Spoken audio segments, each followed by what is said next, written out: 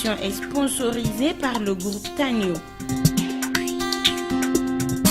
Business Challenge, le magazine nigérien de l'économie et de l'entreprise. Chers téléspectateurs, bonsoir. Bienvenue dans ce numéro de Business Challenge. Ce numéro est consacré à la problématique du financement des entreprises au Niger. Financer son entreprise, quel casse-tête, quel défi pour les entrepreneurs au Niger. Qu'ils soient jeunes entrepreneurs ou entrepreneurs plus expérimentés, tous disent la même chose. L'accès au financement est un défi énorme. L'une de ces voies, c'est justement le recours à des fonds de garantie. Alors, au Niger, nous n'en avons sur le plan national qu'un seul fonds de garantie, c'est le fonds Tanio. Et justement, aujourd'hui, nous allons nous entretenir dans le cadre de cette émission avec les directeurs de Tanio qui vont nous expliquer davantage comment fonctionne le fonds de garantie. Et vous allez voir aussi notre reportage dans lequel nous avons interviewé un certain nombre de chefs d'entreprise qui ont bénéficié de l'accompagnement de Tanio. Ils vont nous expliquer comment cela s'est passé et comment cet accompagnement et la garantie qu'ils ont pu avoir à travers Tanio leur a facilité la vie, leur a permis d'accéder plus sereinement au financement bancaire.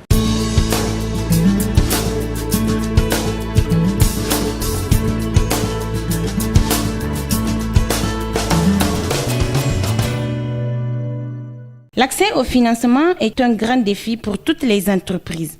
Au Niger particulièrement, les grandes comme les petites entreprises se plaignent régulièrement de la non-diversification de sources de financement, mais aussi du coût élevé du crédit, ce qui constitue un véritable frein au développement et à la pérennité des initiatives entrepreneuriales.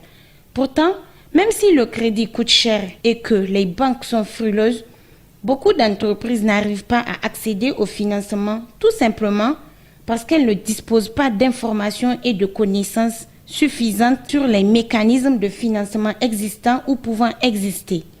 Le recours au fonds de garantie, par exemple, est une des voies qui peut permettre à une entreprise de financer facilement ses projets d'investissement. Dans ce reportage, nous nous sommes intéressés à des cas d'entreprises qui ont réussi à se développer et à réaliser des investissements profitables grâce à l'accompagnement du groupe Tanio. Tanio est une des rares institutions qui soutient l'accès au financement des entreprises au Niger. Écoutons les témoignages et analyses des chefs d'entreprise qui ont bénéficié de la garantie Tanio. Au moment où j'ouvrais le complexe, j'ai été orienté vers Tanio par mon jeune frère qui travaille dans une banque de la place. Et j'ai été rencontrer un monsieur qui m'avait demandé d'aller compléter mon dossier et qui m'avait demandé un nombre de choses. Malheureusement, il n'y a pas eu de suite. J'ai commencé à travailler. J'ai eu tout de suite envie, comme j'ai ouvert les comptes de l'établissement dans un établissement bancaire, j'ai osé aller à cette banque directement pour demander. C'était vraiment des broutilles. On m'a fait traîner pendant plus de 3-4 mois, sans jamais me dire exactement ce qu'il fallait faire. Et finalement, j'ai été très heurté, très remonté. Je ne comprenais pas l'intérêt pour moi d'avoir un compte dans une institution bancaire, de payer des indemnités et de ne pas bénéficier des services que j'attendais. Donc j'ai été voir du côté de la Sonibank et l'actuel directeur général de la Sonibank m'a orienté vers Tanio. Je suis reparti et par la grâce de Dieu, cette fois-ci, j'ai tapé à la bonne porte. J'ai rencontré des gens qui m'ont reçu et qui ont pris le temps de m'expliquer ce qu'il fallait faire et qui m'ont expliqué toute la démarche. Je suis venu, j'ai eu la chance d'avoir un comptable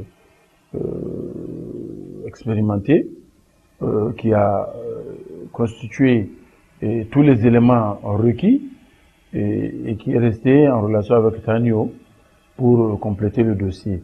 Voilà comment j'ai découvert Tanio et le dossier a été ficelé à notre niveau. Tanio l'a peaufiné et il s'est adressé à la Sonibank. En créant la société, j'avais contacté des banques. Et vraiment, les banques étaient réticentes pour le financement. Compte tenu que le projet se trouve en dehors de la ville, les banques étaient vraiment réticentes. C'est en ce moment j'ai pensé au groupe Tanio, j'ai approché le groupe Tanio et qui était vraiment réticent. Mais grâce à ma persévérance, je suis arrivé à les convaincre que vraiment mon projet est rentable. C'est ainsi qu'ils m'ont donné, pour un premier essai, ils m'ont donné une petite somme, d'environ 30 millions. C'est avec ça que j'ai pu créer, bon, avec ce montant j'ai démarré, j'ai fait 4 chambres avec le bar, le restaurant. Et Tanio me suivait, il suivait le mouvement de mes versements au niveau de la banque. Dans un premier temps, nous avions sollicité un prêt de 100 millions que nous avons obtenu. Par la suite, nous avons demandé un prêt complémentaire de 50 millions que nous avons également obtenu. Les seules choses sur lesquelles nous restons sur notre faim ou même sur lesquelles nous sommes un peu frustrés, c'est les conditions de paiement parce que c'est un prêt vraiment à brève échéance, c'est 5 ans. Or, une école, c'est pas une pharmacie, c'est pas une fabrication de biscuits qui peut être consommée tout de suite. Bon, il y a toujours, quand Tanio te donne un prêt, il y a toujours un agent pour suivre. Parce qu'ils ne te donnent pas, c'est pas comme la banque, ils ne te donnent pas un prêt et puis se retirer. Parce que chaque mois, tu es obligé de déposer voilà, ton chiffre d'affaires, chaque mois. Donc, ils suivent ton mouvement à la banque et ils vérifient les chiffres d'affaires que tu déposes par rapport à ce que tu confies à la banque. D'abord, la première chose, c'est que ça nous exempte des exercices souvent périlleux pour la constitution du dossier.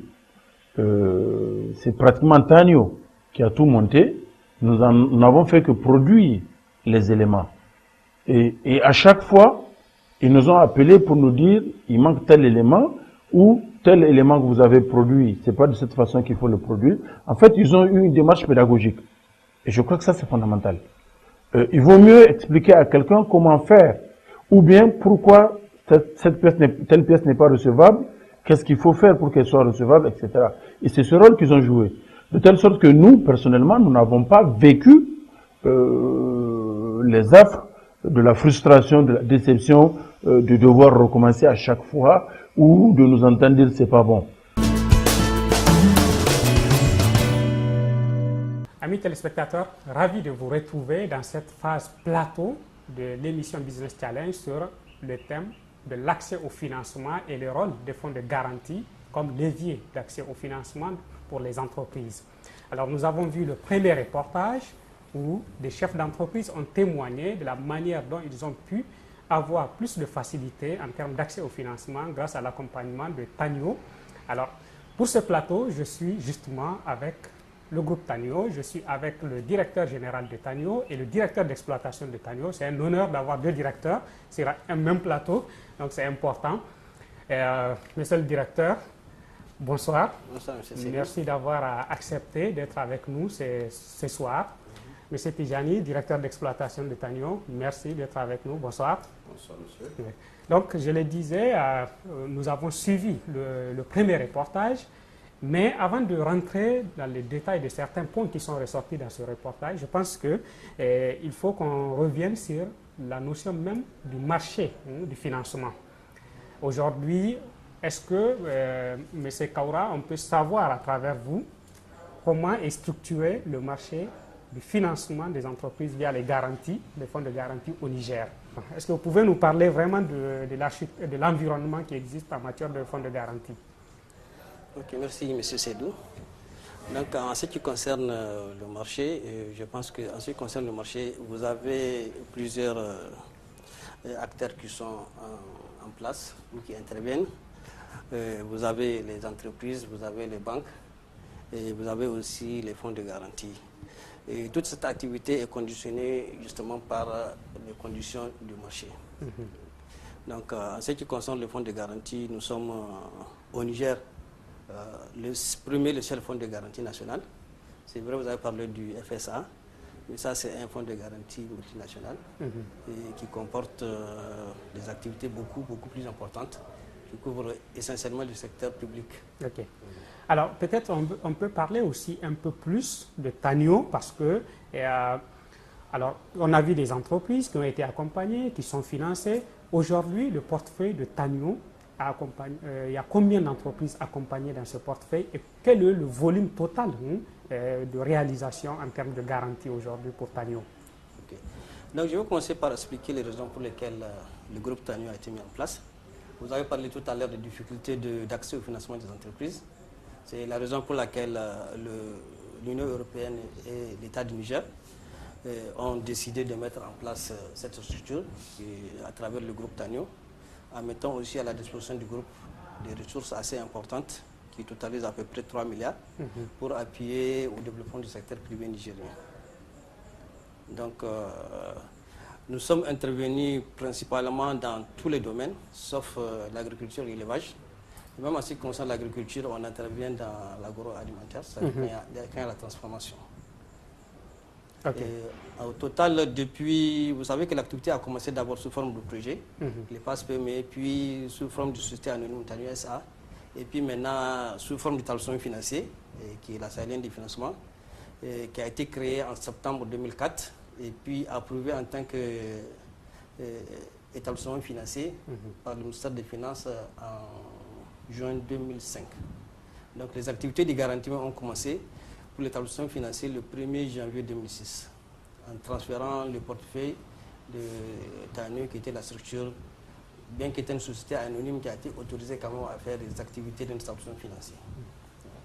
Donc au total, à la date d'aujourd'hui, on peut dire qu'on a financé plus de 350 projets. 350 projets. Oui, pour un financement à peu près de 33 milliards, un financement bancaire. Et si l'on tient compte des apports des promoteurs, ce qu'on appelle les apports personnels, parce que quand vous demandez un crédit, généralement la banque dit qu'il faut que vous fassiez vous-même un effort financier personnel.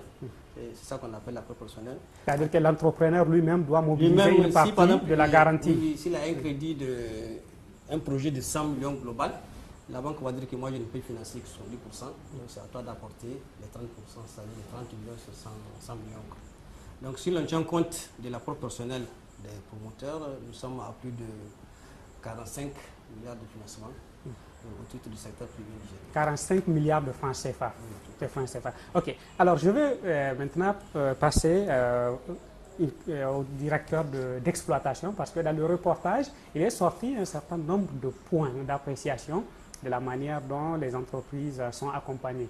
Et on a vu beaucoup d'entreprises qui disent, bon, nous sommes passés souvent par les banques et les banques nous orientent vers Tanio. Est-ce que vous pouvez nous parler un peu plus de ce processus-là? Comment ça se fait habituellement? Est-ce que c'est le chemin normal ou bien il y a d'autres façons d'accéder à la garantie? Bien, merci de cette question. Effectivement, il y a plusieurs façons de passer par nous. Nous avons d'abord, nous-mêmes, nous avons eu à réaliser des prospections à l'endroit des entreprises. Donc nous nous sommes portés dans des entreprises pour leur proposer nos services. Il y a également un partenariat que nous avons avec les banques qui fonctionne très bien, avec 3 banques de la place, la Sony Bank, la BIA et la BOA. Donc à travers ce partenariat, quand les banques ont des crédits d'investissement, ils demandent à leurs clients de venir auprès de notre institution pour qu'on puisse les aider à monter leur plan d'affaires et qu'on puisse aussi proposer notre garantie à hauteur de 50% en faveur de ces entreprises. Okay. Parce que vous savez, bon, nous, c'est notre métier d'aider les entreprises à monter des plans d'affaires. Et avant même qu'on puisse travailler le partenariat de la banque, nous avons beaucoup travaillé avec les banques pour comprendre quels sont leurs besoins, qu'est-ce qu'ils veulent retrouver dans un plan d'affaires. Okay. Donc nous avons mis en œuvre ensemble toutes nos compétences avec les banques pour arriver à un canevas qui a été approuvé. Et ce canevas-là, c'est celui qui est utilisé. Okay. Donc, ce qui fait que effectivement, c'est comme si les banques ont un label quand les entreprises passe par Tanio. Elles ont la certitude que ce dossier est moins risqué pour elles. Oui, d'une part parce que le dossier est mieux monté et d'autre part parce que nous apportons l'accompagnement de l'entreprise. Parce que c'est un domaine qui est extrêmement important dans la mesure où, avant même de monter un projet, il faut qu'on se rende au niveau de l'entreprise pour voir comment l'entreprise est organisée. Alors maintenant, peut-être je vais passer à une autre question qui n'est pas ressortie dans le reportage, c'est celle de se demander est-ce que tous les projets peuvent faire l'objet d'une garantie? Est-ce qu'on peut garantir tous les projets? Et bien sûr, vous avez des critères pour sélectionner un dossier, pour savoir s'il est bon ou pas. Est-ce que vous pouvez nous parler d'un certain nombre de ces critères-là? Les critères pour pouvoir monter un projet, c'est d'abord, dans un premier temps, d'avoir pour le chef d'entreprise une qualification. C'est extrêmement important. La deuxième chose, c'est qu'il faut que le chef d'entreprise, au moins, puisse savoir qu'est-ce qu'il veut. Parce que ça, c'est aussi un élément important. Et le troisième, c'est de disposer d'un minimum en termes d'apport et en termes de garantie. Parce que, vous savez, nous sommes dans un monde d'affaires. Et dans le monde des affaires, il faut que le marché puisse être en mesure d'absorber les requêtes, les demandes des gens, mais elles aussi, ces entreprises-là, doivent être en mesure de céder pour être aidées. Oui. Voilà. Il faut qu'on parle du fonds de garantie, de son rôle en tant que levier de financement. On se rend compte quand même que beaucoup de chefs d'entreprise, en tout cas ceux que nous avons rencontrés, disent que ça les soulage. Et c'est peut-être certains même, c'est grâce à ce fonds-là qu'ils ont pu démarrer. Autrement, ils ne pourraient pas avoir accès au financement. Paradoxalement, on a comme l'impression quand même que la garantie n'est pas le mode d'accompagnement financier le plus connu au Niger. Et qu'est-ce qui fait que le fonds de garantie n'est pas très connu? Il n'y a pas eu beaucoup de communication autour de ça. Ce qui fait que les dossiers qui partent de Tanio sont approuvés par les banques, Tidjani l'a déjà expliqué, c'est d'abord le travail préalable. Donc le plan d'affaires est monté chez nous. Et, pour monter et valider le plan d'affaires, on a déjà 3 niveaux de décision chez nous. Ok. Ouais, donc déjà, il y a un travail sérieux qui est fait à 3 niveaux. C'est à ce moment-là, après avoir validé ces 3 niveaux-là, que maintenant on décide de proposer la demande de financement à la banque. On dit à la banque, on vous envoie les dossiers, la demande de financement de tel promoteur. Oui. Si vous êtes d'accord pour financer, nous on va vous apporter, en plus des garanties usuelles qui sont proposées dans le dossier, on vous apporte une garantie complémentaire à hauteur de 50%. Okay. Ce qui fait que là aussi, les banques, elles étudient les dossiers à leurs propres conditions. C'est-à-dire, elles ont leur comité un chargé de dossier qui regarde les dossiers, qui les prépare et qui les présente à leur comité de crédit et qui valide, qui accepte ou qui refuse. Donc, il n'y a aucune garantie que le dossier qui part de Tanio va être... il peut être rejeté par la banque. Mais la plupart du temps, les rejets sont des rejets techniques. C'est-à-dire que la plupart du temps, c'est parce que les promoteurs ont certains engagements qui ne sont pas encore résolvés. Et la banque diffère souvent l'approbation du dossier. Alors, garantir un prêt, c'est aussi prendre le risque avec le promoteur. Maintenant, lorsque Tanio accepte de prendre le risque, il faut qu'on comprenne aussi Tanio, finalement, comment Tanio se finance et comment Tanio aussi gère le risque à son niveau. Je pense que ça, c'est important comme question. Oui, donc j'aimerais savoir quand même sur ce plan-là, comment vous faites. C'est quand même des prévisions, quelles que soient les dispositions, les précautions qu'on va prendre, c'est quand même un projet. Donc on essaie de limiter, de circonscrire un peu les risques, mais c'est quand même un projet, on ne sait pas ce qui va devenir par la suite. Le financement de Tanio, je vous ai parlé de ça, c'est les ressources préalablement mises à la disposition du groupe Tanio par l'Union européenne et l'État du Niger. C'est des fonds qui ont été privatisés. C'est des reliquats de l'ancien projet AFLEN. Donc il restait à peu près 3,5 milliards. Donc l'Union européenne a décidé, enfin, en concertation avec l'État du Niger, de voir qu'est-ce qu'il faut faire avec ce reste de financement. Donc ils ont convenu de continuer à appuyer le secteur privé nigérien, mais non plus en faisant du crédit direct avant avec la FLEN, mais en apportant la caution aux entreprises nigériennes qui veulent accéder au crédit d'investissement. Donc jusqu'à présent, heureusement, malgré, vous savez que l'activité des garanties, ce n'est pas une activité qui est très rentable, sur laquelle on peut, comment on appelle ça, estimer, dire qu'on va se faire de l'argent. Pour nous, quand même, on peut peut dire qu'on est satisfait à cette date, puisque les fonds qui ont été mis à la disposition du groupe Tanio sont à cette date encore intacts. C'est-à-dire, malgré les appels de garantie, l'activité quand même a permis de renflouer les appels de garantie qui ont été faits par les banques. Mais justement, aujourd'hui, j'aimerais quand même savoir, avec plus de 350 dossiers, bon, c'est vrai qu'on peut estimer que c'est important, mais quand on regarde le besoin de financement, ou bien le besoin de garantie qui existe dans le pays, ce n'est pas grand-chose. Maintenant, si on doit développer davantage ce fonds, est-ce qu'il y a des perspectives, par exemple, que l'expérience Tanio soit une expérience qui peut être mise à l'échelle par l'État du Niger ou par d'autres, pour faire en sorte que ça soit un levier de financement de nos entreprises? Parce qu'il y a quand même beaucoup d'entreprises encore qui cherchent à se faire financer et qui n'y arrivent pas. Tout à fait. Bon, sur le plan national, les garanties que nous apportons aux entreprises, je vous ai parlé des fonds qui sont à notre disposition, à peu près 2 milliards de fonds de garantie. Alors, il peut arriver que vous ayez une demande de financement de 1 milliard 500 millions, même 2 ou 3 milliards. L'ANIM a présenté des demandes de financement de 3 milliards.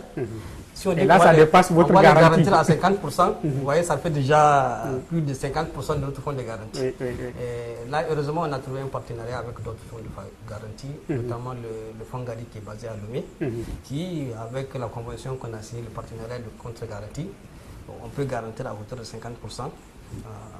Un dossier, par exemple, d'un montant de 3 milliards, 2 milliards ou 3 milliards, et tout en limitant quand même notre propre garantie à 100 millions. Alors, si vous prenez un dossier de 3 milliards, qu'une banque nigérienne accepte de financer, on va la garantir à hauteur de 50%.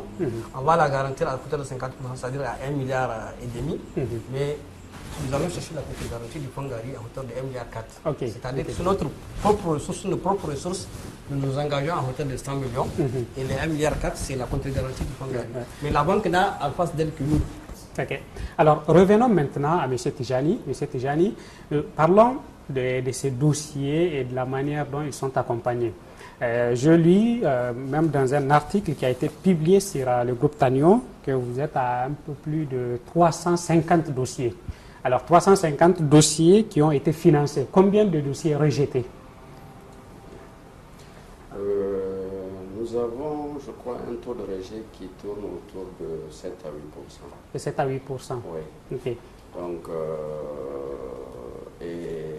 et ça, comme l'a dit le directeur général, souvent, c'est dû aussi à des problèmes de trésorerie que des entreprises ont souvent avec les banques ou qui ne nous signalent pas à temps. Ah, ils ont déjà une expérience avec la banque? Non, je veux dire des problèmes de trésorerie parce que nous, on fait le financement des investissements. Ok.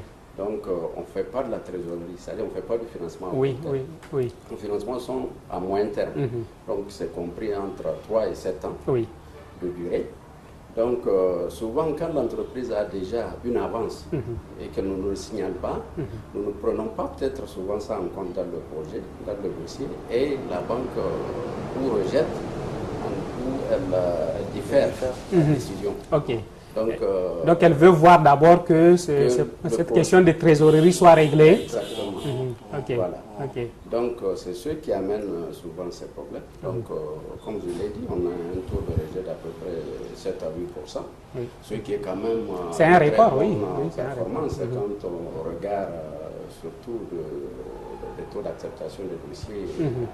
D'ailleurs, partout dans cette sous-région. Alors, justement, je posais tout à l'heure une question en disant, est-ce que tous les dossiers, tout projet peut obtenir une garantie? Ce qui est évidemment non, ce n'est pas tous les projets. La réponse est facile, mais j'aimerais savoir quel est le niveau qu'il faut pour un projet pour qu'il puisse solliciter la garantie Tanio. Quel est le montant d'investissement à réaliser, le montant minimum et le montant le plus élevé? Bon, nos financements, on peut le dire, on a financé des dossiers de 6,5 millions de francs CFA. Et il y a eu d'autres dossiers jusqu'à 3 milliards. Donc vous voyez, c'est très disparate. On peut dire que vraiment le gap est très important. Mais ce qu'il faut, la meilleure garantie, comme j'ai eu à vous le dire, c'est d'abord la qualification de l'entrepreneur qui est extrêmement importante. Et aussi, maintenant, dans le montage du dossier, c'est-à-dire le travail que nous faisons pour peaufiner les dossiers. Ça, ce sont des choses qui font que les banques sont rassurées, elles nous font confiance. Et en plus de cela, nous suivons l'entreprise. Parce que depuis le début de notre relation avec le client, nous suivons l'entreprise jusqu'à la fin du crédit. Bon. Vous comprenez, c'est-à-dire nous sommes vraiment, c'est un suivi de proximité. Nous avons établi des relations très intéressantes avec les clients. En tout cas, c'est ce qui ressort dans le reportage. Voilà. Beaucoup d'entrepreneurs disent que, et ce qui les aiment bien, c'est l'aspect pédagogique de la démarche. Ils sont accompagnés, ils ont l'impression qu'ils apprennent plus dans la manière de gérer les relations avec les banques. Absolument. Non, ça c'est important parce que justement, il faut expliquer aux gens ce qu'on attend d'eux. Et en ce moment-là, les gens sont plus excités pour vous amener même la documentation. Parce qu'elles comprennent, les gens comprennent ce qu'on leur demande en ce moment-là. Donc ils sont plus excités et au fur et à mesure, on partage avec eux quand on fait les dossiers. Nous sommes à tel niveau. Et voilà, c'est comme si vraiment la personne vit son dossier, son projet. Donc c'est ça qui est important dans cette démarche. Ce qui fait que vous voyez, les promoteurs sont plus à l'aise et pour eux, c'est donc une forme d'apprentissage qu'ils font. Et ils comprennent souvent mieux, même certaines questions auxquelles elles n'ont pas pensé. En discutant, ça leur permet de réfléchir et d'améliorer la qualité. Alors, je viens quand même à un autre aspect de la démarche. Nous avons interviewé 4 chefs d'entreprise. Bon, vous en avez quand même plus de 300 qui ont bénéficié de votre appui. Mais nous sommes tombés que sur des hommes. Est-ce qu'il y a des femmes chefs d'entreprise qui ont été accompagnées par Tanio? Je pose cette question parce que je sais que la problématique de l'entrepreneuriat féminin est assez importante au Niger. Récemment, on a donné un chiffre de moins de 4% de chefs d'entreprise au Niger, femmes. Et donc vous, dans votre portefeuille, il y a des femmes? Nous avons beaucoup de femmes chefs d'entreprise, notamment quand vous regardez dans le domaine des pharmacies. La plupart des pharmacies sont tenues par des femmes. Or, nous avons financé, en tout cas, au moins une trentaine de pharmacies. Donc, ce qui n'est pas peu. Et aujourd'hui, l'une des meilleures entreprises disons, de la place a été financée par Tanio, elle est tenue par une femme. Ah, donc vous avez quand même appuyé des grandes initiatives. Merci. Alors, je pense qu'il faudrait aussi qu'on clarifie une chose. Vous ne garantissez pas seulement des grandes entreprises. Normalement, vous pouvez garantir aussi une entreprise naissante. Bien sûr. Alors, parce qu'on a vu un exemple de ce jeune-là, Mekibi, qui est en train de mettre en place son entreprise, qui disait que bon, il a besoin de 40 millions et qu'il a pu l'obtenir avec l'aide de Tanio. Je reviens à M. Kaura. M. Kaura, j'aimerais quand même dire, au début de l'émission, on parlait du marché, de la garantie, et vous disiez, bon, vous êtes la seule institution nationale qui offre cela. Est-ce qu'aujourd'hui, en tant que seule institution nationale, vous êtes aussi en train de faire le plaidoyer pour que ce mécanisme de financement soit vulgarisé à travers le pays? Parce que, bon, prenons l'exemple d'autres entrepreneurs qui ne sont pas à côté. Quelqu'un qui a DIFA, quelqu'un qui a Maradi, qui a une entreprise. Est-ce que vous avez des gens comme ça qui vont venir jusqu'à Tanio, ici à Niamey, pour se faire suivre? Pour vous rassurer, sur l'ensemble du territoire national, nous avons financé des projets. Okay. À Tilaberi, à Gaïa, à Dosso, à Difa, à Agadez, à Arlit, Maradi, Zender, on a financé des projets. Okay. Et puis, bon, vous savez que le fonds de garantie, il a un coefficient technique qu'on appelle le coefficient multiplicateur. C'est vrai que nous avons un fonds de garantie de 2 milliards de ressources de fonds propres effectifs à peu près de 3 milliards 300. Mais cela nous donne à peu près la possibilité, en termes de capacité de garantie, de multiplier le fonds propre par 3 ou 4. Okay. Actuellement, nous avons un encours de garantie qui tourne autour de 5 milliards. Alors qu'on peut garantir jusqu'à 15-20 milliards de financement avec le seul concours. Donc on a encore beaucoup de... Vous avez encore beaucoup de possibilités. On a beaucoup de potentialités. Okay. Donc là, c'est-à-dire que vous essayez de jouer sur tous les tableaux. Vous partez vers les entrepreneurs. Vos partenaires aussi les orientent parce que bon, pour les banques, c'est clair, clairement ressorti. Il y a un point quand même que je voudrais souligner. C'est en fait, nous avons été créés pour appuyer tout le secteur privé nigérien. Et malheureusement, malgré tout nos efforts, toutes nos tentatives, nous ne travaillons actuellement qu'avec 3 banques. Avec 3 banques, sur combien de banques? Sur les 11 ou 12 banques qui existent au Niger. Nous avons essayé d'aller vers les banques, mais on n'a pas reçu de réponse. Alors peut-être qu'on va commencer par ça, après avoir suivi le prochain reportage. Vous allez nous expliquer davantage pourquoi vous êtes encore avec 3 banques au lieu de 11. Donc à tout de suite, chers téléspectateurs, on va passer au prochain reportage et nous reviendrons vers vous dans quelques instants. Restez avec nous. L'accès au financement, j'avoue qu'il est compliqué et difficile. Il est même souvent décourageant. Décourageant parce que si je n'avais pas eu l'accompagnement de Tanyo, j'aurais souffert. J'ai fait une première banque. Pour 10 millions, j'ai attendu 3 mois ou 4 mois avant de m'entendre dire que c'est pas possible. J'ai fait une autre agence pour 10 millions, j'ai fait 3 mois avant de l'obtenir. Après des frustrations. Mais ce qui est plus grave, ce sont surtout les taux d'intérêt que les banques pratiquent. Les gens n'aident pas l'investissement. Quand tu passes par les fonds de garantie, ils te suivent. Ils suivent ta comptabilité. Ils te suivent au niveau des banques. Et quand il y a des difficultés de remboursement, ils te donnent des conseils. Et quand tu veux, ils n'attendent pas à la fin du prêt pour te donner des nouveaux prêts. Quand ils voient que vraiment le travail évolue, tu travailles bien, la gestion est saine, et ils t'accordent toujours d'autres prêts sur des anciens prêts. Et vraiment, c'est grâce à, présentement, j'avais plus de 100 millions de prêts avec Tanyo. Et j'ai demandé une rallonge de 100 millions, ils m'ont accordé. Donc je suis à plus de 200 millions. Et c'est qu'aucune banque de la place ne pourra le faire. Généralement, les banques ne font pas confiance aux opérateurs économiques. Bon, les raisons sont vraiment multiples. Parce qu'ils ont peut-être vécu, pas peut-être, ils ont vécu des mauvaises expériences. En fait, comme je vous disais tantôt, que la clinique avait commencé avec des petits moyens et compte tenu des ambitions que nous faisions, on a été amené, bien entendu, à toucher une banque de la place pour voir dans quelle mesure on peut avoir un appui financier. Et cette banque nous a adressé à cette institution qui est Tanyo, donc auprès de laquelle nous avons fait des démarches et ils ont bien voulu accepter de nous accompagner techniquement et financièrement.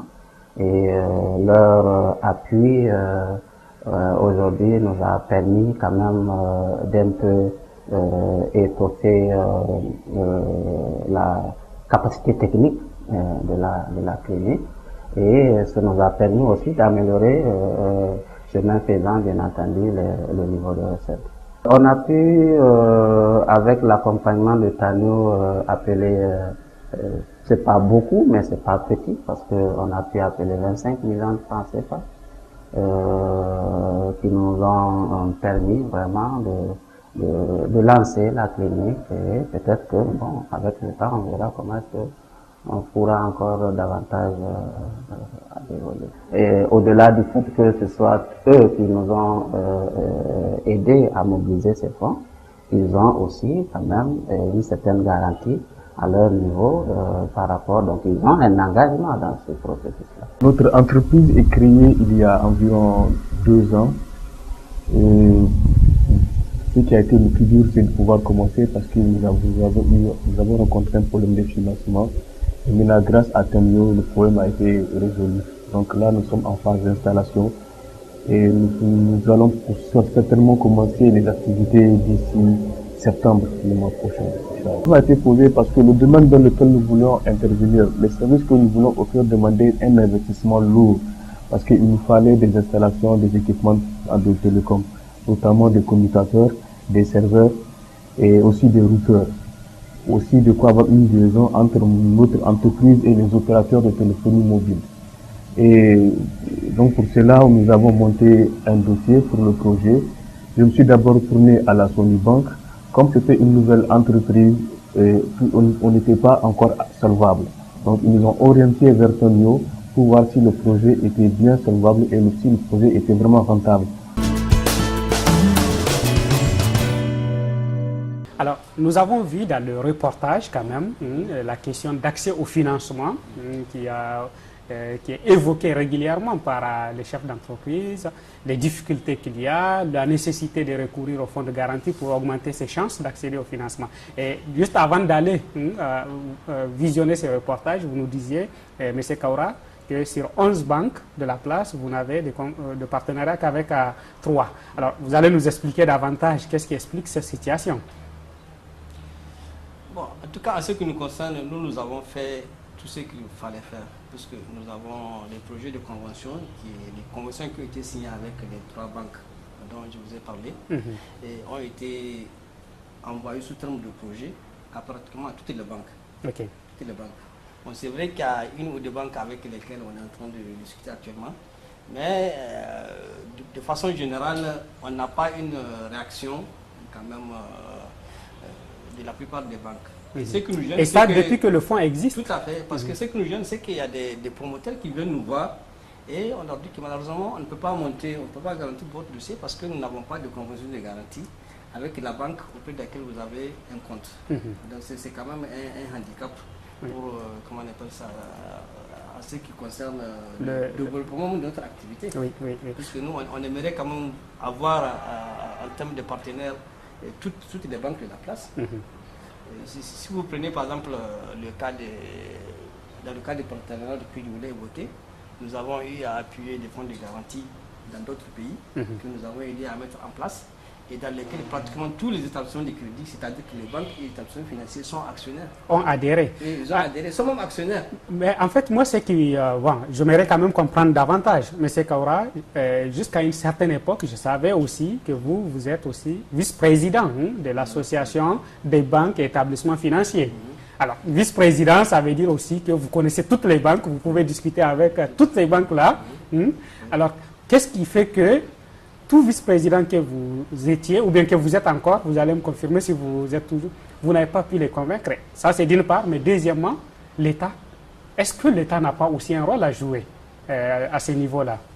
Bon, vous savez, on est dans le secteur privé. On veut parler beaucoup plus de partenariats que de contraintes. Il faudrait que les gens viennent parce qu'ils ont des raisons de venir. Mais quelles sont les raisons que les banques évoquent pour ne pas venir? Il n'y a pas de raisons qui ont été évoquées par les banques, puisque pour les 3 banques dont on parle, elles sont partenaires, mais elles sont aussi actionnaires. Mais il n'est pas nécessaire d'être actionnaire pour être partenaire du l'État. Donc vous disiez que vous donnez l'exemple d'un autre pays où les banques, l'ensemble des banques étaient actionnaires. Tous les établissements de crédit, c'est-à-dire que ça comprend et les banques et les établissements financiers comme nous. Ils sont actionnaires.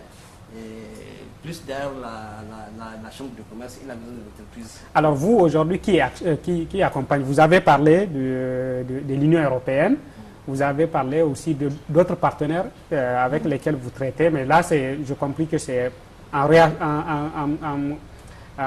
couverture, quand vous garantissez, vous couvrez avec eux. Mais dans le fonds Tanio aujourd'hui, il y a qui? En fait, il n'y a que, comme je vous l'ai dit, les fonds qui ont été apportés par l'Union européenne. Sinon, il y a le capital initial qui a été créé, enfin qui a servi à la création de SAFI. Pour les établissements financiers, avant le changement de la réglementation, c'était 300 millions. Il y avait un capital initial de 300 millions qui a été créé, qui a servi à la création de SAFI, et dans lequel les actionnaires sont l'association Tanio, la Soparfi, la BIA, la BOA et la Solibank. Donc la Soparfi, c'est la société de participation financière. Elle aussi, comment on appelle ça, les principaux actionnaires sont les banques. Dans un premier temps, les banques étaient actionnaires de SAFI par la Soparfi. Après, ils ont voulu participer au conseil d'administration. Donc maintenant, ils ont acquis des actions indépendamment de la Soparfi. Ok. Donc, si je comprends, en fait, en réalité, jusqu'aujourd'hui, l'État du Niger, ou en dehors des 3 banques, il n'y a pas d'autres institutionnels nigériens qui font partie du capital. Ok, ça c'est peut-être un autre débat pour savoir pourquoi il n'y a pas encore d'intérêt sur cette question-là. Alors, je vais revenir vers M. Tijani. Alors, M. Tijani, nous avons vu quand même les chefs d'entreprise qui ont témoigné et tous ont, en tout cas, ont presque montrer leur satisfaction par rapport à l'apport que l'accompagnement de Tanio leur a apporté en termes d'expertise, en termes de sécurité. Mais ce que j'aimerais comprendre plus clairement, au-delà de la garantie financière, est-ce que vous développez d'autres activités avec ces entreprises-là? Oui, nous développons, comme j'ai eu à vous le dire, le suivi accompagnement. Le suivi accompagnement est une chose très importante parce que ça permet à l'entrepreneur lui-même de mieux connaître souvent son entreprise.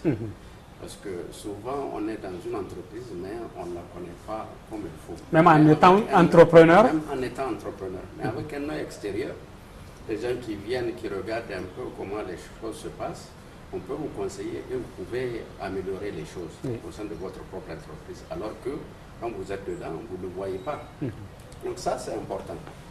Et en plus, si vous voulez, quand même, les relations de partenariat qui est noué avec ces entreprises en leur apportant souvent des appuis, ça peut être comptable ou des appuis d'intermédiation pour leur permettre de les aider à aller vers leur banquier, discuter avec le banquier, c'est quelque chose que les entrepreneurs n'avaient pas comme habitude. Mais maintenant avec cet accompagnement, ça leur permet d'aller discuter avec de comprendre mieux le langage du banquier. Le langage du banquier. On les accompagne, on discute avec eux et ça, c'est quelque chose d'important pour eux. Parce que c'est un premier pas. Et nous, notre objectif, c'est une fois quand même qu'on a financé un projet, qu'il puisse aller, que le deuxième financement ou le troisième soit fait par la banque. C'est ça. Alors, tout ça quand même, c'est du business, c'est-à-dire que vous n'accompagnez pas gratuitement. Maintenant, j'aimerais savoir en termes clairs, lorsque vous accompagnez un dossier, quel est c'est-à-dire comment vous vous rémunérez, vous, sur cet accompagnement-là? Très bien. Donc, la première chose, pour le montage du plan d'affaires, nous prenons 1% du montant du crédit. Donc ça, c'est 1% hors taxe. Maintenant, la phase de la garantie. Le projet, on garantit à hauteur de 50% et nous avons aussi là une commission de garantie de 2%. 2%, donc ça fait 3%. 2% du montant garanti. Du montant garanti. 2% du montant garanti. Donc, ensuite, nous avons les frais de suivi qui sont compris entre 100 000 et 300 000 francs par an. Bon, quand vous voyez tout ce que nous mettons dans cette garantie, vraiment, on peut dire que c'est presque une subvention. Parce que là, suivre un projet pendant un an, ne gagner que 100 ou 300 000 francs, vous voyez, c'est vraiment juste parce que nous avons besoin nous-mêmes d'accompagner ces entreprises-là. Parce que quand on fait le calcul quand même avec le coût de nos interventions, c'est comme si on le fait vraiment... À titre presque bénévole. Oui. Donc, le coût il est même pour les agences, enfin le projet de Niamey et le projet de DIFA. C'est-à-dire que vous n'allez pas faire... la distance géographique varie, le type d'entreprise varie, et quel qu'en soit le secteur, c'est la même chose, ça ne change pas. Ça ne change pas. Alors, parlons toujours du coût. J'imagine que si les entreprises qui sont venues chez vous, en plus de la sécurité, de l'expertise et de la facilité d'accès, ils viennent aussi parce qu'ils comparent vos coûts à d'autres coûts, c'est-à-dire aux coûts s'ils ne sont pas garantis, qu'est-ce que ça va leur coûter les crédits? Est-ce que vous jouez aussi sur le coût du crédit lorsque vous accompagnez un dossier? Oui, nous jouons un tout petit peu sur le coût du crédit. Ça, c'est une véritable gangrène que nous avons. Et ça, vraiment, moi, je lance un appel au moins à l'État pour qu'il puisse voir dans quelle mesure être amené à bonifier les entreprises du secteur privé en matière de financement des investissements. Parce que c'est extrêmement important. Aujourd'hui, nous-mêmes, nous décrions ces taux. Vous trouvez que les taux sont élevés? Ils sont élevés parce que pour une jeune entreprise qui veut se développer, vraiment, ce serait une bonne chose que ça soit, disons, développé. Je prends l'exemple, on a eu à signer avec nos banques partenaires une convention avec la Banque européenne d'investissement. Et là, l'État a eu à aider beaucoup les entreprises parce qu'il a exonéré les intérêts de ces prêts-là, il les a exonérés de TVA. Et beaucoup de gens ont bénéficié de ça, ils ont apprécié. Mais depuis cette expérience-là, plus rien n'a été fait. Vous voyez, la TVA représente 19% du montant des intérêts, ce qui est important pour une jeune entreprise. Vous voyez, et ça a été une chose qui a été salutaire. Mais ça a été fait grâce à l'appui de la BEI qui a aussi dit, bon, elle apporte de l'argent pour appuyer le secteur privé nigérien, mais l'État aussi doit faire quelque chose. Comme ça, en commun accord, avec tout ça, ça va essayer de booster le financement des entreprises. Justement, alors ça, je pense que c'est un volet sur lequel il faut qu'on continue à échanger. Et j'aimerais quand même poser la même question presque à M. Kaura. Est-ce qu'aujourd'hui, il y a des initiatives visant, par exemple, à travailler sur le taux d'intérêt pour qu'il soit moins coûteux pour la jeune entreprise ou bien l'entreprise de manière générale, et aussi par rapport à la diversification des modes de financement. Par exemple, aujourd'hui, le fonds de garantie, ce que vous faites, bon, il faut quand même, vous êtes sur des secteurs où le dossier doit être, c'est-à-dire le risque doit être réduit au minimum, alors que il y a beaucoup d'autres secteurs qui ont besoin d'être garantis, d'être accompagnés. Est-ce qu'il y a des initiatives qui sont en train d'être prises dans ce sens? Je vais dire concrètement au niveau national ou bien au niveau si régional. Ce qu'il faudrait souligner d'abord, c'est dans le cadre de convention que nous avons signé avec les banques, elles ont accepté que tous les dossiers qui viennent de Tanio, elles font moins 1 point de pourcentage sur leurs conditions générales. Par exemple, si la banque fait 13%, si le dossier vient d'Étalio, automatiquement c'est 12%. Maintenant, de l'autre côté, la Banque centrale et les États, les Duma aussi, sont en train de faire des efforts pour demander aux banques de l'Union de faire des efforts pour diminuer et rabaisser le taux d'intérêt. Je pense que c'est une action qui est en train d'être faite et qui va certainement aboutir. Je ne sais pas à quel niveau, mais c'est certainement une action qui va aboutir parce que tout le monde est conscient que les taux d'intérêt sont quand même assez élevés. Alors, je voudrais préciser un point tout à l'heure. Vous avez parlé de l'association professionnelle des banques, dont je suis encore vice-président. Mais vous savez, selon, comment on appelle ça, le statut de l'association, il y a des banques et des institutions financières. Donc, la présidence de l'APB, c'est une banque. La première vice-présidence aussi, c'est une banque. Et maintenant, c'est la deuxième vice-présidence qui est assurée par des institutions financières. Par d'autres établissements financiers qui ne sont pas bancaires. Au Niger, il y a un seul établissement financier qui s'appuie. Alors, pour continuer dans le débat, je pense qu'on a encore quelques minutes. J'aimerais savoir, alors on me signale qu'on a 5 minutes. Il y a la garantie financière. Mais il y a d'autres fonds aussi qui font du travail. Par exemple, quand on prend aujourd'hui le capital investissement. Et ils ne font pas que de la garantie. Ils s'intéressent aussi à intégrer le capital d'une entreprise. Est-ce que dans votre cas, cela peut être possible? Ça l'a été déjà parce que nous avons eu une convention qui a été signée avec un organisme suisse qui s'appelle Ayudus. Et comme on a dit tout à l'heure, quand un promoteur vient avec une demande de financement, normalement on dit, bon, votre projet fait tel montant, vous devez apporter à peu près 15, 20 ou 30%.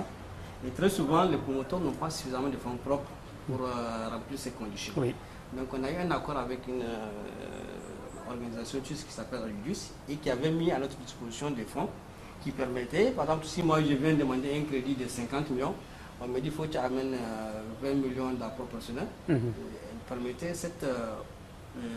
Ces partenaires avaient permis, par exemple, de prêter au promoteur 10 millions pour compléter. Par exemple, s'il n'y a que 10 millions, on lui prête 10 millions. Comme ça, il fait les 20 millions et remplit les conditions pour avoir son complément de crédit auprès de la banque. Et en ce moment, vous, c'est comme si vous êtes dans son capital, ou bien c'est quoi le mécanisme? Non, on n'est pas dans le capital. Ça, c'est, comment on appelle ça, un protocole spécifique qui a été créé. Et les conditions étaient quand même très favorables, parce que c'est un crédit qui est remboursable de fini, sur 4 ans, et à 4%. Alors, M. Tijani. Je voulais juste rajouter qu'il y a ces possibilités, parce que nous pouvons travailler de commun accord avec une entreprise de capital risque qu'on appelle Synergie, rien ne nous empêche Synergie SA qui est là. Pour boucler le financement en cas de demande de capital risque. Puisque nous, dans nos montages, on utilise toutes les techniques possibles pour pouvoir justement arriver à vendre notre dossier au très Parce que parlant de capital risque, moi ce thème me tient à cœur parce que la question de financement des entreprises est un enjeu important. Alors, le capital risque, on en a parlé à certaines occasions, mais au-delà du capital risque, est-ce qu'aujourd'hui, au Niger, on a le business angel, comme on les appelle? Est-ce qu'aujourd'hui, on a vraiment des mécènes qui sont capables de travailler avec des institutions comme vous pour dire, bon, nous aussi, en tant qu'acteurs privés, on veut s'associer pour soutenir ou bien pour nous impliquer dans de nouveaux projets? Est-ce que ça existe, ça? Non, ça n'existe pas. Hier seulement, je suivais à la télé et j'ai été agréablement surpris de voir un commerçant de Maradi, je crois de la région de Maradi, qui était décidé à financer le commerce dans cette région. Ça, c'est une action qui est très noble. Je ne connais pas cette personne, mais je pense que cette personne aurait dû s'entourer quand même, disons, de professionnels pour pouvoir distribuer. En général, c'est comme ça que ça se fait. Normalement, c'est-à-dire qu'il aurait pu passer par des professionnels pour le faire, et là, peut-être ça pouvait être pérenne. Et bon, c'est une bonne initiative, mais je pense que s'il avait couplé ça avec des professionnels, ça aurait pu être beaucoup plus important, beaucoup plus efficace. Oui, plus efficace, effectivement. Alors, on va finir avec un point qu'on n'a pas traité, c'est le délai de traitement des dossiers au niveau de TANIO. Parce que les gens disent, bon, vous nous accompagnez, vous nous suivez, j'aimerais savoir dans vos statistiques et dans vos habitudes de travail, lorsqu'un dossier rentre chez vous, il prend combien de temps pour atterrir à la banque et il prend combien de temps au niveau de la banque pour que vous appeliez celui qui a amené le dossier pour dire que la banque est d'accord? Comment? Je peux vous le dire très vite. On a eu des dossiers qui ont passé 2 semaines. Avec tout, on a préparé le dossier, il a pu obtenir son financement. Et il y a eu d'autres dossiers qui ont passé jusqu'à 3 mois. Tout dépend de l'organisation que l'entrepreneur a en place. S'il faut, par exemple, qu'on aille fouiller dans les documents comptables de l'entreprise pour pouvoir reconstituer ces chiffres, parce qu'on le fait, pour arriver à savoir quel est le chiffre d'affaires que l'entreprise fait, vous comprenez? Oui, c'est un peu plus difficile là. Il faut mettre de l'ordre d'abord. Oui. Voilà. Maintenant, si il se trouve que l'entrepreneur est organisé, il a une comptabilité nickel, mais c'est quelque chose qui peut aller très vite. Et si aussi il sait ce qu'il veut, parce qu'il y en a qui connaissent très bien leur projet, et ça peut aller très vite. Donc, vous comprenez, c'est-à-dire les délais, je pense que ce n'est pas ça le plus important.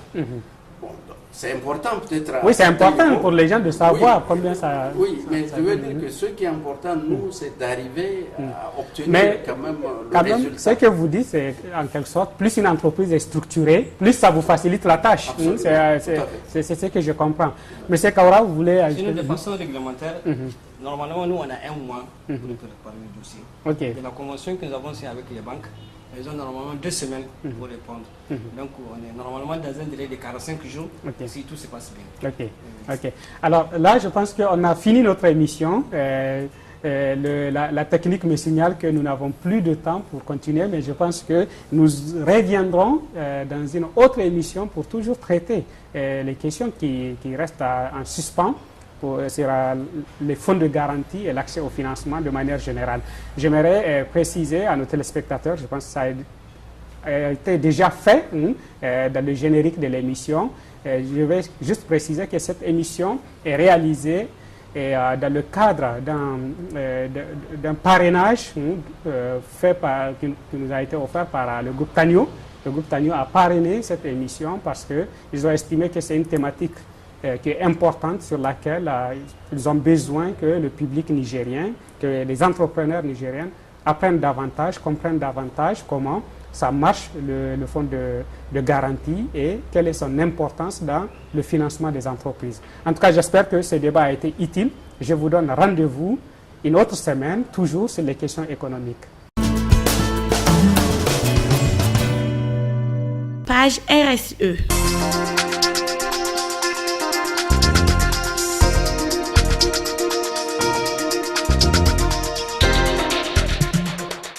Comprenons bien, il y va de l'intérêt de toute entreprise de s'engager dans une démarche RSE. Ça, tout celui, c'est naturel, tout celui qui dit qu'il gagne pour lui seul, il ne partage pas la richesse. Donc, son avenir peut être petit. Donc les entreprises de plus en plus, surtout les entreprises minières, ou bien les entreprises, comme on dit, multinationales qui interviennent dans plusieurs pays, elles se voient de plus en plus contraintes. C'est une obligation communautaire de faire de la RSE parce qu'elles savent que si elles ne bénéficient pas d'une acceptation sociale, donc leur avenir est hypothéqué. Donc la question d'image de marque, d'acceptation sociale contraint les entreprises, les multinationales à être obligées d'appliquer une démarche RSE et voire même qu'à l'échelle internationale, vu que leurs produits, leurs services, il est vendu à des communautés qui sont écologiquement responsables, elles exigent une marque RSE de cette entreprise avant de consommer le produit. Et là, en ce moment, l'entreprise voit un enjeu de marché et qu'il est contraint à justifier ses actions RSE envers les communautés hôtes de son unité. Et l'une de ces justifications, c'est effectivement la certification, si c'est une entreprise à grande dimension, ou bien maintenant si c'est une petite entreprise à grande communication, c'est la certification que nous appelons communautaire, où on peut passer des témoignages des populations qui certifient que réellement cette entreprise fait du bien, répond aux besoins de nos communautés.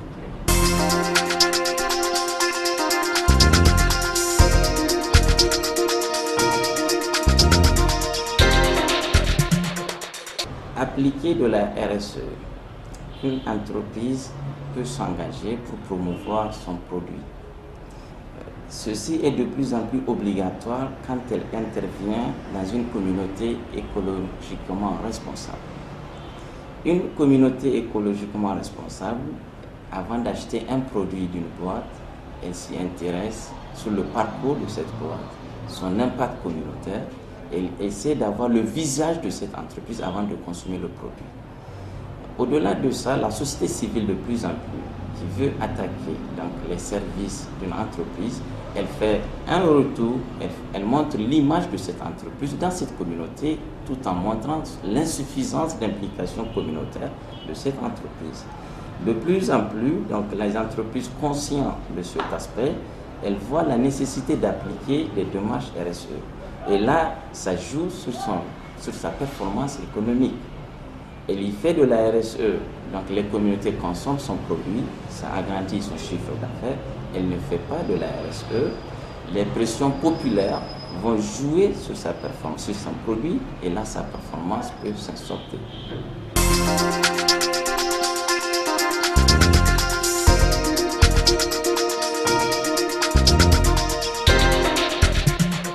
À l'échelle sous-régionale ou à l'échelle nationale, nous avons des entreprises qui pratiquent la RSE.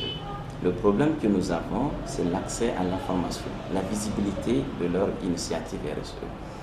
Vu que ces entreprises manquent de journaux, manquent de système de communication, ou bien il n'y a pas de visibilité, de traçabilité pour qu'on soit sûr que c'est de la RSE, pas de la com, nous avons de plus en plus de difficultés à pouvoir identifier des vraies initiatives RSE de ces entreprises. Il faut reconnaître une chose, une entreprise, elle cherche le profit sur tout acte, sur tout investissement. Parfois, la première intention de l'entreprise, c'est effectivement RSE, un résultat RSE.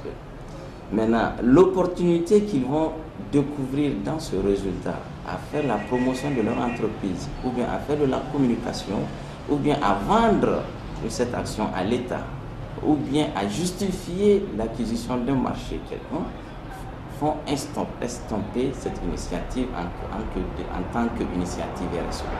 Il faut qu'ils le sachent. S'ils font de la RSE, ils doivent justifier qu'ils ont répondu à un besoin communautaire. Il faut une justification. S'ils en ventilent l'information, ils en parlent par-ci, par-là, que ce n'est pas un truc qui vient de la communauté, ils en font de la com. Chers téléspectateurs, j'espère que vous avez agréablement suivi cette émission et que vous avez tiré des informations utiles pour faire financer vos entreprises, pour faire financer vos projets.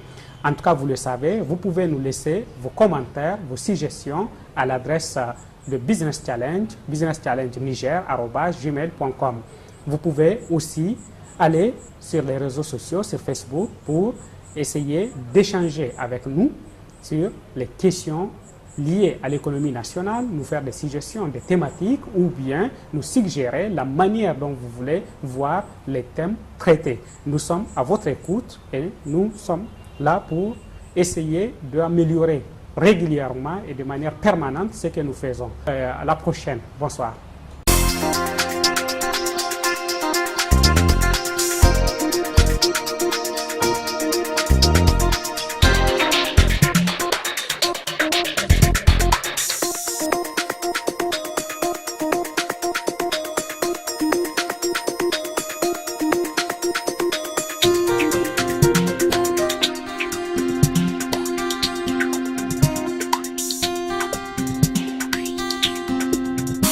Business Challenge, Cette émission vous a été offerte par le groupe Tanio.